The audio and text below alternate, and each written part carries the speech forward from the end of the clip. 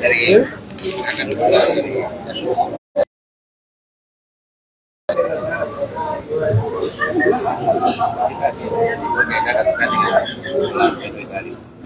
Oke, selamat siang menjelang sore. Terima kasih buat semuanya atas solidaritas. Terima kasih juga buat rekan-rekan wartawan. Tadi kami baru saja selesai sidang klien kami, Victor Frederick Yemo, dengan agenda pledoi. Tadi kita sudah bacakan pledoinya, dan dalam pledoi kami bagikan ke dalam 8 bab. Bab pertama kita bahas terkait pendahuluan. Di dalam pendahuluan kita hanya mengurai kembali isi dari surat dakwaan dan juga tuntutan yang saudara jaksa penuntut sampaikan. Kemudian di bab kedua kita bicara tentang dasar hukum pledoi yang kami ajukan, dan yang berikutnya di bab ketiga kita bicara tentang fakta. Di dalam fakta kita tidak hanya menyebutkan alat bukti yang kami hadirkan, ya, baik dalam bentuk saksi maupun juga ahli, tapi juga kita menyebutkan saksi yang dihadirkan oleh saudara jaksa penuntut umum dan juga ahli yang dihadirkan oleh jaksa penuntut umum. Selain itu, pada bab selanjutnya, bab keempat, kita bahas tentang analisa fakta sidang. Di dalam analisa fakta sidang ada banyak poin yang kami sebutkan. Salah satunya kami menyebutkan terkait kesimpulan saudara jaksa penuntut umum yang berkaitan dengan terbuktinya pasal 1 dakwaan ke-1, pasal 106 junto 55 ayat 1 ke 1 KUHP itu diragukan karena hanya berdiri pada keterangan ahli bahasa, sementara ahli bahasa itu tidak berkompeten untuk kemudian membuktikan unsur-unsur tindak pidana yang ada pada pasal 106 maupun juga pasal 55. Itu satu hal pokok yang kemudian kita tunjukkan dalam analisa fakta. Berikut juga kami sebutkan terkait saudara jaksa tidak pernah menghadirkan ahli pidana dalam persidangan, tapi bisa kemudian dengan serta-merta hanya berdiri pada keterangan ahli bahasa kemudian menyimpulkan terbukti. Nah, di bagian selanjutnya itu terkait analisa tentang tuntutan. Dalam analisa tuntutan ada banyak hal juga yang kami sebutkan. Salah satu berkaitan dengan tuntutan terbukti tadi, yang hanya berdasarkan pada satu keterangan ahli bahasa, sementara saksi-saksi itu tidak ada yang melihat di TKP. Bahkan saksi-saksi itu mereka di tempat lain, bahkan jauh, saksi yang menangkap. Selain itu juga kami juga melihat adanya disparitas tuntutan, di mana tuntutan yang dituntut kepada saudara klien kami itu ada perbedaan dengan tuntutan-tuntutan pasal makar lainnya di pengadilan lain maupun juga pengadilan di Jayapura, bahkan pengadilan di Jakarta. Atas dasar itu kami simpulkan bahwa dalam tuntutan ada disparitas tuntutan. Nah, selanjutnya dalam unsur-unsur dalam analisa yuridis kami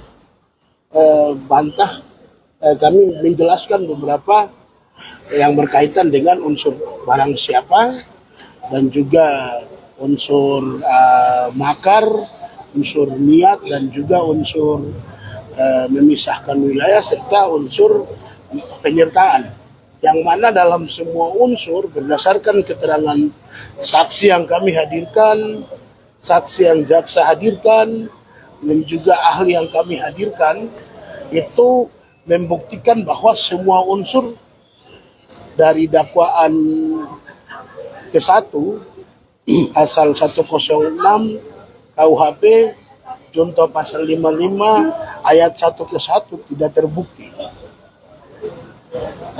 Dan selanjutnya berkaitan dengan dakwaan kedua, dakwaan ketiga, dakwaan keempat, karena telah diblejetin atau telah dikritisi oleh ahli yang kami hadirkan, 4 orang ahli, maka kami tidak membantah itu. Harapannya hakim bisa kembali pada fakta sidang dan melihat lagi data yang sudah disampaikan oleh ahli filsafat hukum Dr. Tristam maupun ahli politik Profesor Cahyo, ahli HAM dan tata negara Dr. Herlambang, dan juga ahli pidana Dr. Amira yang kami hadirkan. Harapannya hakim bisa melihat itu, karena dalam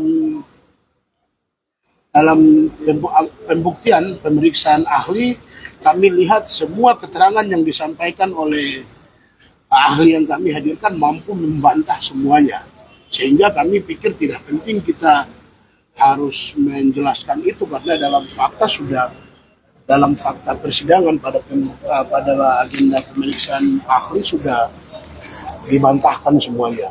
Nah, selanjutnya pada bagian kesimpulan kami dengan tegas minta untuk klien kami dibebaskan karena semua unsur-unsur yang dituduhkan tidak terbukti.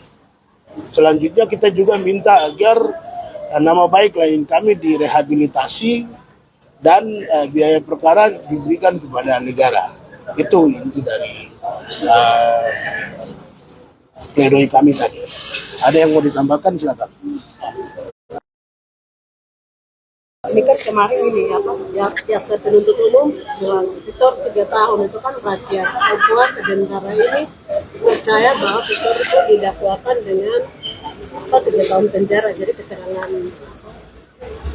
maksudnya dari Victor punya tanggapan bagaimana? Itu kan tuntutan, bukan putusan.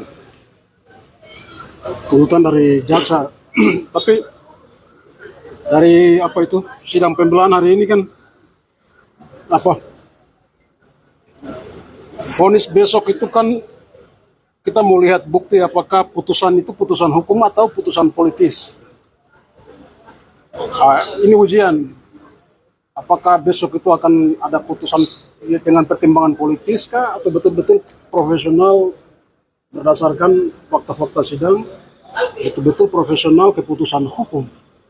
Itu yang sebenarnya dinantikan bukan oleh saya saja tetapi rakyat Papua.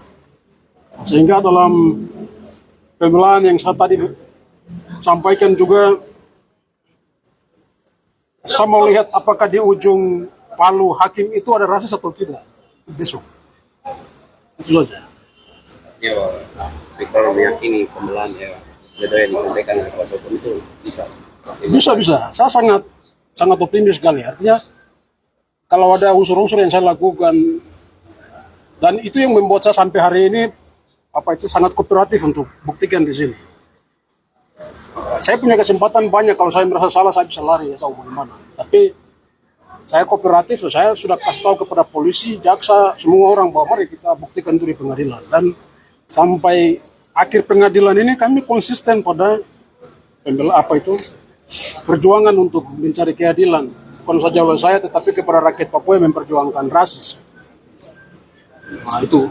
Karena komitmen saya bukan soal memperjuangkan saya saja di sini, tapi juga menyatakan kepada publik, orang Papua maupun pendatang bahwa berjuang melawan rasisme itu dilindungi oleh konstitusi. Itu hak yang harus dihormati.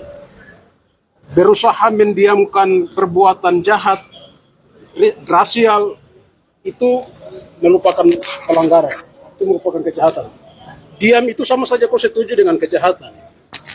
Sehingga semua orang harus berjuang untuk menghapuskan rasisme. Di sini dalam pembelaan saya sampaikan bahwa rasisme itu bukan urusan personal, tetapi itu sistemik. Nah, dalam konteks sistemik itu yang kita mau uji di pengadilan, apakah peradilan hukum di Indonesia itu juga adalah rasis atau tidak. Oke, demikian kawan-kawan, untuk sidang selanjutnya dengan agenda putusan akan dilakukan pada tanggal 5 hari Jumat besok. Demikian.